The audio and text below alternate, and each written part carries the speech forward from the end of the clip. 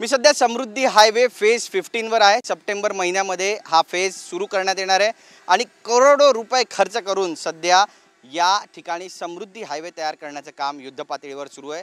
माझ्या मागे आपण पाहू शकता की फेज 15 चं जे काम आहे त्याची पहिली जी लेन आहे ती सुरू होण्याच्या तयारीत आहे आणि आपण पाहतोय या ठिकाणी जे MSRDC चे अधिकारी आहेत ते सुद्धा पाहणी करण्यासाठी आता या ठिकाणी पोहोचलेले आहेत।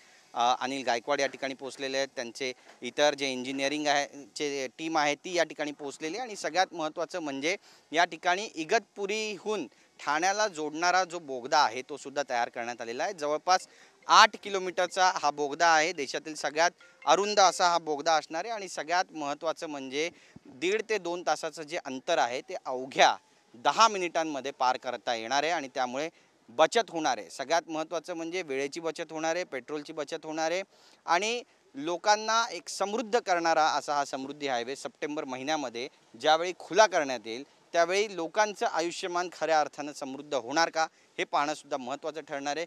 कोट्यवधी रुपये खर्च करून या ठिकाणी समृद्धी हायवेचा जो निर्माण आहे तो सध्या केला जातोय आणि सगळ्यात त्याहूनही महत्त्वाचं म्हणजे ज्या मशिनरीज आहेत त्या याच ठिकाणी आणण्यात आल्या, तुकड्या तुकड्यात आणण्यात आल्या, त्याला असेंबल करण्यात आलं आणि मग असेंबल करून या ठिकाणी इंजिनिअरिंगचं काम सुरू करण्यात आलं। सगळ्यात कठीण होतं सह्याद्रीचे हे डोंगर फोडणं आणि या डोंगराच्या आतून बोगदे तयार करणं आणि अशा पद्धतीनं या ठिकाणी हे पूल तयार करणं। तर 2 असे वेगवेगळे पूल या ठिकाणी तयार करण्यात आलेले आहेत ज्यावरून गाड्या भरधाव वेगात धावतील। 120 ताशी मर्यादा देण्यात आलेली आहे आणि त्यामुळे ज्यावेळी समृद्धी हायवे पूर्णपणे नागपूरपासून ठाण्यापर्यंत सुरू होईल त्यावेळेची दृश्य नेमकी कशी असणार आहे याची उत्सुकता आताशी गेला पोहोचली आहे।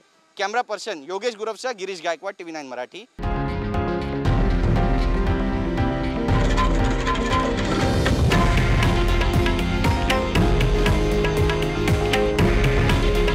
हे आहे देशातील नंबर 1 न्यूज नेटवर्क आणि आपण पाहत आहात TV9 मराठी। काळजी तुमची, हित महाराष्ट्राचं।